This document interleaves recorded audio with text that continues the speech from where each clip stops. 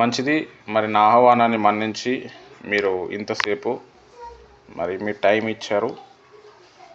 కొద్దిసేపు మనము ఈ వాక్యం మనం చూసుకుందాం. రేపు మనకి మధ్యాహ్నం ప్రేయర్ ఉండదు, రేపు ఒక్కరోజు. దాని తర్వాత ఈవినింగ్ ప్రేయర్ కూడా ఉండదు. ఈవినింగ్ ప్రేయర్ చేద్దామా వద్దా? అంటే ఈవినింగ్ ఎవరు లేరు, మీరందరు చేద్దాము అంటే ఈవినింగ్ ప్రేయర్ మళ్ళీ కలుపుతాము. మీరు చెప్పండి. ఈవినింగ్ చేద్దాం, 5 గంటలకి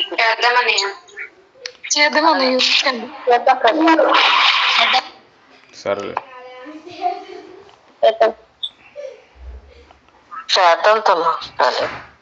ఓకే సరే. ఈవినింగ్ 5 to 6 ఒక గంట మనం ప్రేయర్ చేద్దాం. Morning prayer 5 to 6, evening prayer కూడా 5 to 6. 5 to 7 వరకు ఉండదు, 5 to 6 వరకు మనం చేద్దాం. దేవుడు ఎట్లా నడిపిస్తే అట్లా. రైట్, మనం వాక్యం చూసుకుందాం. జీసస్, ఒక్క నిమిషం.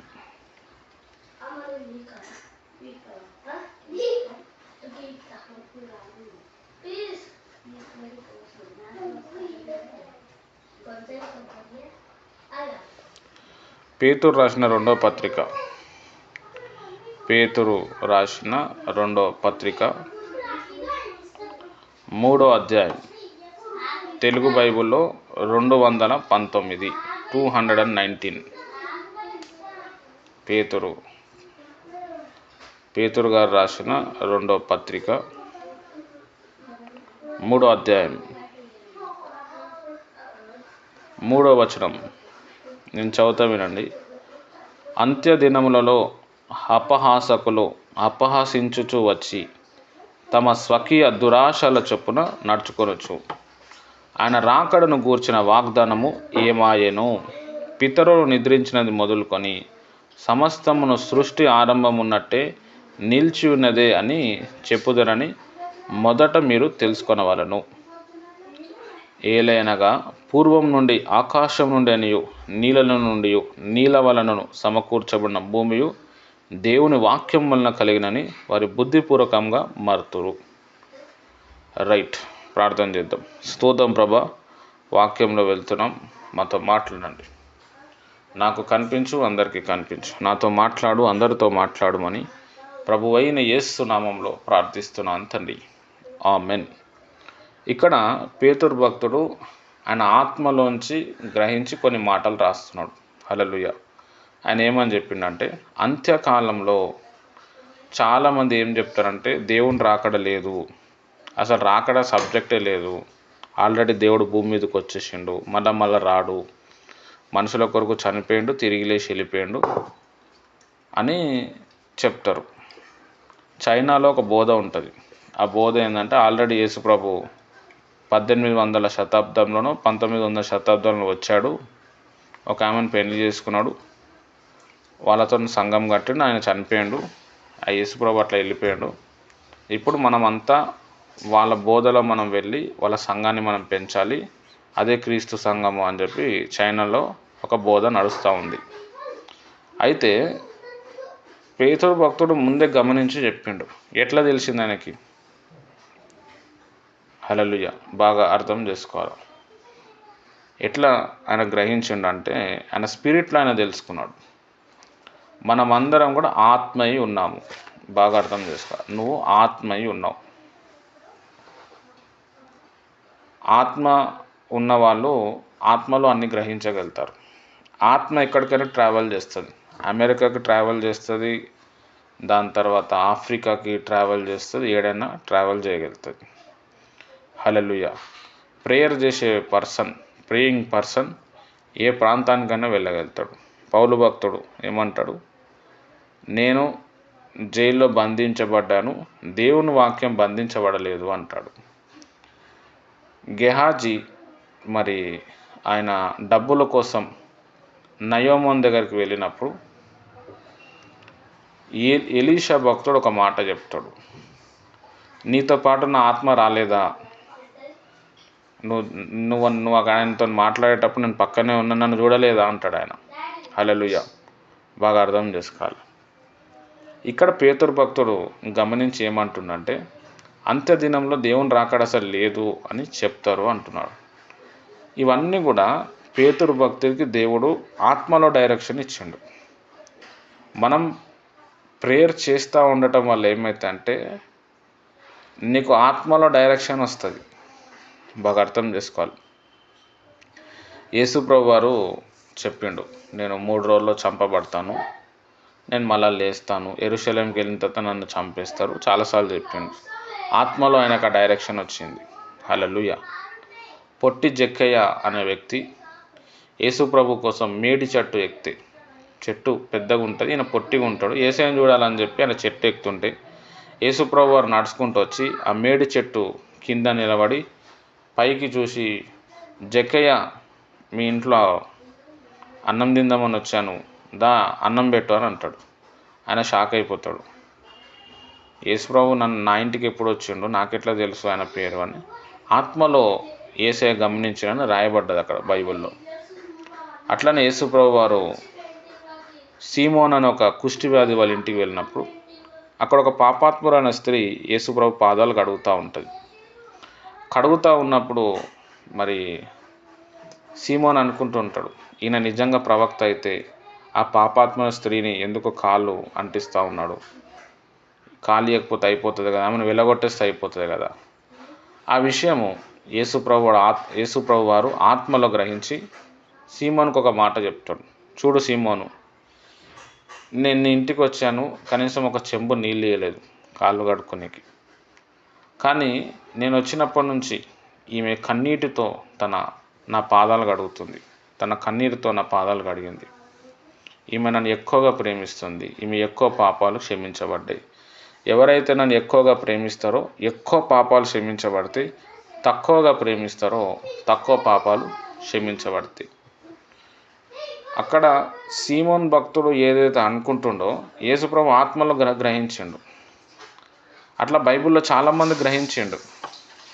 బాగా అర్థం చేసుకోవాలి. అనన్య సఫేరియా అనే 2 భార్యాభర్తలు అపోస్తుల కార్యం 5వ అధ్యాయం మనం చదివితే ల్యాండ్ అమ్మేసి, అంటే ఒక ఎగ్జాంపుల్, 1 కోటి రూపాయలకు అమ్మిరు అనుకోండి, 90 లక్షలు వాళ్ళ దగ్గర పెట్టుకొని 10 లక్షలు తెచ్చి చర్చిలో ఇస్తున్నారు. చర్చిలో ఎందుకు ఇస్తున్నారు అని అంటే అప్పటి కాలంలో మొత్తం అన్ని ఆస్తులు అమ్మేసి ఆ డబ్బులన్నీ కూడా చర్చిలో ఇచ్చేసేవాళ్ళు. ఏదైనా అవసరం ఉంటే చర్చిలోకి వెళ్ళి తీసుకొని అందరు తినేవాళ్ళు, పెళ్ళిళ్ళు అన్నీ కూడా చేసుకునేటోళ్ళు. వీళ్ళు ఏం చేశారంటే అన్ని డబ్బులు చర్చికి ఎందుకు ఇవ్వాలా, మేము కొన్ని దాచుకుంటాం, కొన్ని ఇస్తాము అని చెప్పి వాళ్ళు అట్లనే ఇచ్చారు. అది పేతురు భక్తుడు గమనించి, నువ్వు పరిశుద్ధాత్మను నువ్వు మోసం చేస్తున్నావు. అడుగుతాడు, మీకు ఎన్ని డబ్బులు వచ్చినాయంటే మాకు ఇన్నే వచ్చినాయని చెప్తారు. చాలా డబ్బులు వచ్చినాయి కానీ కొన్నే చూపిస్తారు. అప్పుడు పేతురు భక్తుడు చెప్తా ఉండగానే ఆమె చచ్చిపోతుంది. నువ్వు దేవుని సన్నిధిలో దైవజనునికి నువ్వు అబద్ధం చెప్పినావు అని ఆమెను పాతి పెట్టేసి వస్తారు. వాళ్ళ భర్త వస్తాడు. ఫస్ట్ భర్త చనిపోతాడు అనుకుంటా, తర్వాత భార్య వస్తుంది. ఇక మీ ఆయనను చంపిన వాళ్ళు కూడా ఈటనే ఉన్నారంటే ఆమె కూడా చచ్చిపోతుంది. ఇవన్నీ ఎలా గ్రహించిండు పేతురు భక్తుడు అంటే ఆయన ఆత్మలో ఆ డైరెక్షన్, ఆత్మలో అవన్నీ కూడా తెలుసుకున్నాడు. హల్లెలూయా. బాగా అర్థం చేసుకోవాలి. ఒక మాంత్రికుడు ఏదైనా కొన్ని విషయాలు నేర్చుకోవాలంటే ఆయనకంటూ ఒక దురాత్మని పెట్టుకుంటాడు. ఆ దురాత్మ అన్నీ చెప్పాలా. ఆ దురాత్మ చెప్తేనే ఆ వ్యక్తికి తెలుస్తుంది.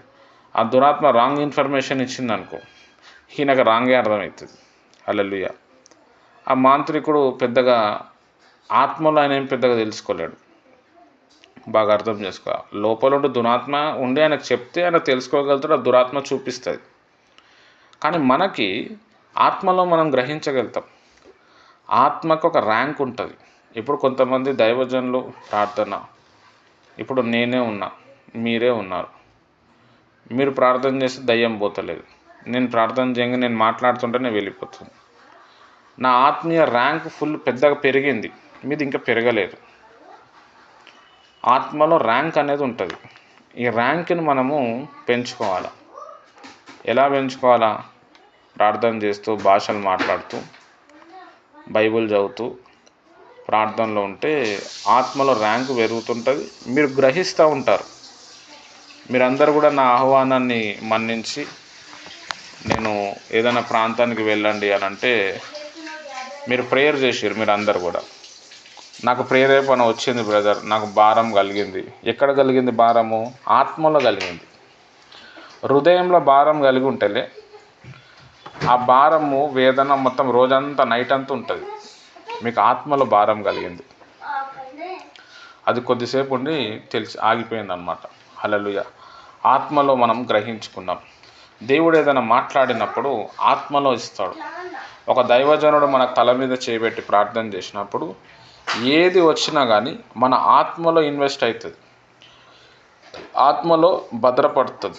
వరాలు కావచ్చు, ఫలాలు కావచ్చు. అందుకే ఆత్మ విషయమై దీనులైన వారి ధన్యులు, పరలోక రాజ్యం వారితే. శరీరానుసారులు శరీరం కోసమే ఆలోచిస్తారు, ఆత్మానుసారులు ఆత్మ గురించి ఆలోచిస్తారు. హల్లెలూయా. చాలా ప్రాముఖ్యమైన విషయం. కాబట్టి క్రైస్తవ జీవితం, క్రైస్తవ లోకం అంతా కూడా స్పిరిట్, ఆత్మ. ఈ ఆత్మను మనం డెవలప్ చేసుకోవాలి. పేతురు భక్తుడు ఏదైతే చెప్తున్నాడో, అంత్యదినంలో అసలు దేవుని రాకడ లేదు ఆయన చెప్పినట్టు. ఇప్పుడు చాలామంది దేవుని రాకడ లేదు, దేవుడు మళ్ళా రాడు, వచ్చేసిండు, అయిపోయింది, మనమే ఇదే ఆయన దేవుని రాజ్యము. బైబిల్లో కొన్ని దగ్గర యేసుప్రభు వారు దేవుని రాజ్యం వచ్చింది అనే మాటలు ఉంటాయి. ఆ మాటలు వండుకొని ఇగో ఇదే దేవుని రాజ్యము, నువ్వు మారుమనసు పొందాలి, బాప్తిజం పొందాలి, అయిపోయింది, తర్వాత నువ్వు పశ్చాత్తాపడటం అవసరం లేదు, నీకు నచ్చినట్టు నువ్వు ఉండొచ్చు అని కూడా బోధలు అనేటివి వచ్చినాయి. ఇలా వస్తాయి అని చెప్పి పౌలు భక్తుడు, పేతురు భక్తుడు కూడా చెప్పాడు. పౌలు భక్తుడు తిమోతికి రాసిన పత్రికలు ఏమన్నాడంటే, అంత్యదినంలో సైతాను కొంతమందిని మ్యారేజే చేసుకోవద్దు, చికెన్ మటనే తినకూడదు, పెళ్ళిళ్ళు చేసుకోవద్దు, మాంసమే తినకూడదు అనే బోధలు కూడా వస్తాయి. ఆ అబద్ధ బోధలకి నువ్వు జాగ్రత్తగా ఉండు అని చెప్పాడు. ఇవన్నీ వీళ్ళు ఎలా గమనించారు, ఎలా గ్రహించారు? వాళ్ళ ఆత్మలో అది తెలుసుకున్నారనమాట, సీక్రెట్. హల్లెలూయా.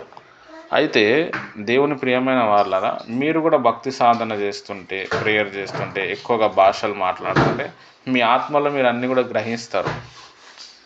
మీకు దర్శనాలు కావచ్చు, మీరు ప్రవచనాలు కావచ్చు, ఇదంతా కూడా మనకు స్పిరిట్లో వస్తుంది, ఆత్మలో వస్తుంది. కొంతమంది పేర్లు పెడతారు కదా, పేర్లు చెప్తారు, పలానా జ్యోతి అంటారు, పలానా శాంసన్ అంటారు, ఫలానా అంటారు, నీ లైఫ్లో ఇది జరిగింది అంటారు. ఇదంతా కూడా ఆత్మలో గ్రహింపు అనేది వస్తుంది. అయితే నేను ఓవరాల్గా చెప్పేది ఏంటంటే, మీరు కూడా ప్రార్థనలు ఉంటే దేవుడు మీకు కూడా అనేక విషయాలు చెప్తాడు. హల్లెలూయా. మీరు చనిపోయే దినం కూడా మీరు తెలుసుకుంటారు, ఆ టైంతో సహా మీకు అర్థమైపోతుంది. కొంతమంది భక్తులు ఉన్నారు, అదే మన మెయిన్ భక్తి అనమాట. తెలుసుకుంటాం మనం, మనకు అర్థమై, మన ఆత్మ బాగా బలపడితే అన్నీ అర్థమవుతాయి. హల్లెలూయా. గాడ్స్ టైమింగ్, దేవుడు పరలోకంలో ఏం చేస్తుండో కూడా మనం మన స్పిరిట్ ద్వారా మనం తెలుసుకోవచ్చు. హల్లెలూయా. ఇప్పుడు నేను అనేక ప్రాంతాలకు ఊర్లో తిరిగి ప్రేయర్ చేయన్నాను, అది ఎవరు చెప్పలే నాకు, నా ఆత్మలో నేను గ్రహించిన. అది క్రిస్మస్ రోజు 8 నుంచి 9 గంటల వరకు భాషలు మాట్లాడుతుంటే టక్కని నాకు మైండ్లో వచ్చింది. మైండ్లో అంటే ఆత్మలో వచ్చింది. దాన్ని గ్రహించి చాలాసేపు భాషల్లో మాట్లాడి కనిపెడితే మొత్తం ప్లాన్ అనేది మొత్తం తెలిసిపోయింది. అది మీకు చెప్పిన, అది సక్సెస్ అయింది. అది నేను సొంతంగా ఆలోచించుకొని చెప్తే అది ఫెయిల్ అయిపోతుండే. బాగా అర్థం చేసుకోవాలి. మీరు ఆత్మను డెవలప్ చేసుకోవాలా. సైతాను శరీరాన్ని డిస్టర్బ్ చేస్తాడు, శరీరాన్ని ఇబ్బంది పెడతాడు, ఆత్మని ముట్టే హక్కు వానికి లేదు. మనం ఈ శరీరం మాట వింటే మన ఆత్మను మనం కోల్పోతాం. కాబట్టి ఆత్మ కోసం ఆలోచించండి, అంతరాత్మని కాపాడుకోండి, అంతరాత్మని మీరు పెంచుకోండి. ఈ విధంగా మీరు చేస్తూ ఈ సంవత్సరం అంతా కూడా మీరు నడవాలి. దేవుడి మాటలు దీవించునుగాక. ఆమేన్. రేపు మార్నింగ్ మనం 5 o'clock కలుసుకుందాం, ఈవినింగ్ 5 to 6 కూడా కలుసుకుందాం. Thank you.